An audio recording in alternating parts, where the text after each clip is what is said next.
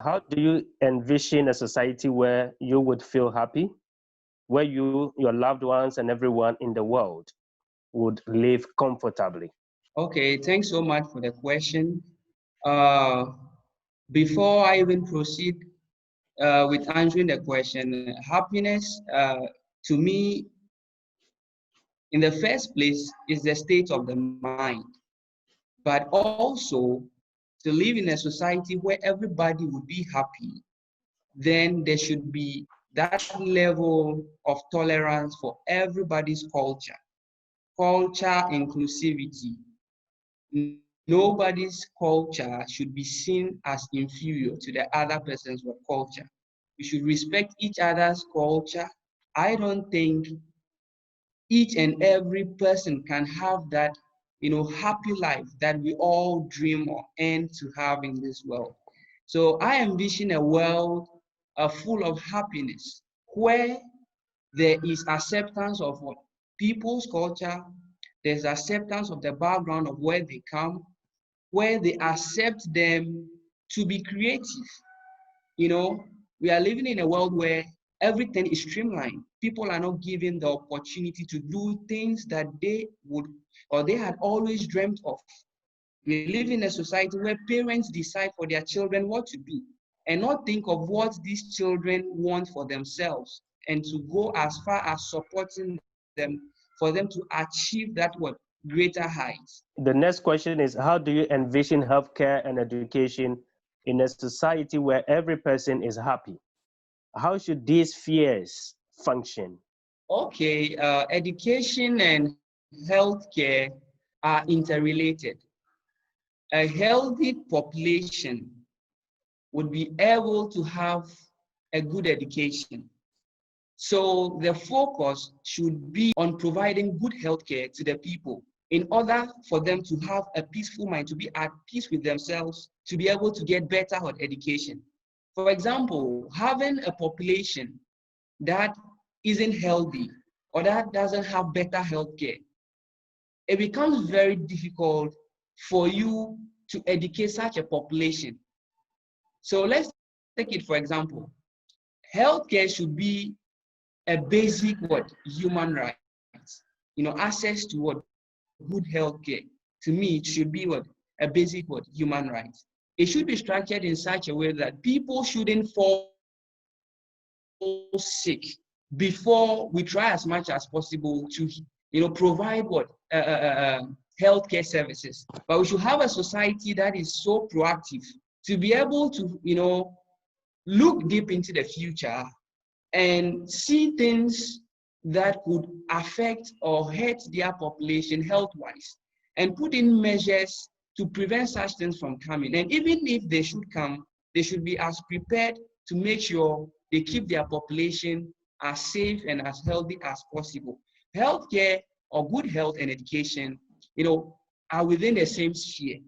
If you have a good healthcare, the people have a good healthcare, educating them, you get a maximum, or they get a maximum out of the education you give them. And as a result of that, they would be able to help in building your nation, and that would go as much as affecting every part of the world. What should social assistance and work conditions look like in order for people to grow, fully show their abilities, best qualities, and potential? Okay, I feel some of the social assistance that can be provided. Okay, looking at this, the kind of community setting we find ourselves in, but some of the assistance that they can be provided. Okay, one, healthcare is still paramount. At the same time, too, I feel that education, should be free. We should try as much as possible and make acquisition of knowledge and information free. We should go as far as making sure everybody gets that basic education that they require. If we are able to educate them very well, provide them with that particular social assistance that they need, I think they should make sure that there should be gender balance. Okay, there should be some sort of balance in gender at their workplaces. Okay. More men shouldn't be employed than more women. I personally feel women should be empowered more.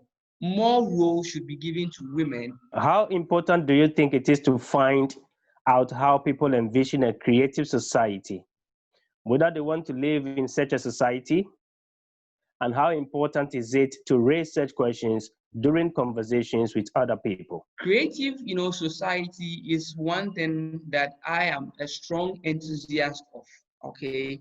But we all know that right now the world is moving or had moved from, the industrial, stage to an information or knowledge, stage.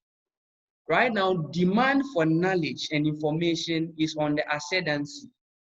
So I think, the idea of having a creative society is the right, thing to do, or is the right direction, or the right lane to go. Within a short time, we will struggle to be able to change the way people think, people see things, because when people are used to one way of life, it becomes difficult for them to change. But I feel there's always a way to engage them.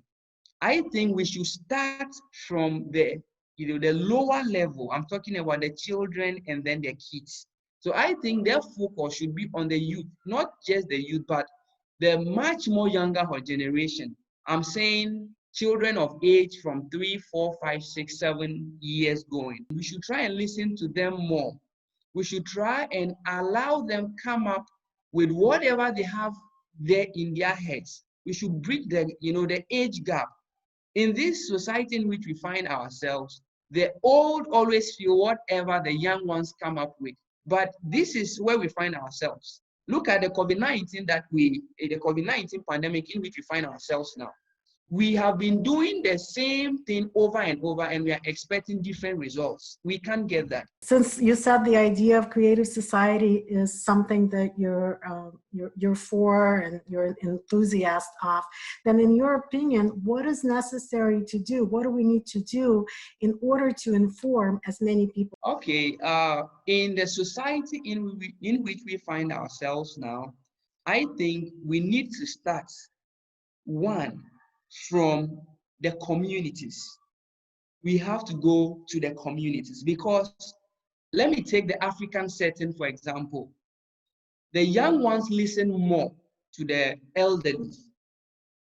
And if you just go into a society and you don't look for, one, the opinion leaders, the traditional leaders within such societies, and talk to them, try and then make them understand why there is a need for them to look at different ways of doing things, try to convince them and use them as agents of change at the initial stage, things will be very difficult. So I think engaging traditional rulers, engaging religious leaders, engaging school authorities is very, very important in achieving this creative society that we so much yearn for.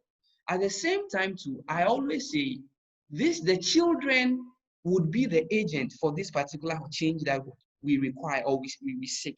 Because our population, our age, let's take it that the age in which we find ourselves now, the older ones are used to a particular way of doing things and would not be willing to change. Only a few of them would be willing.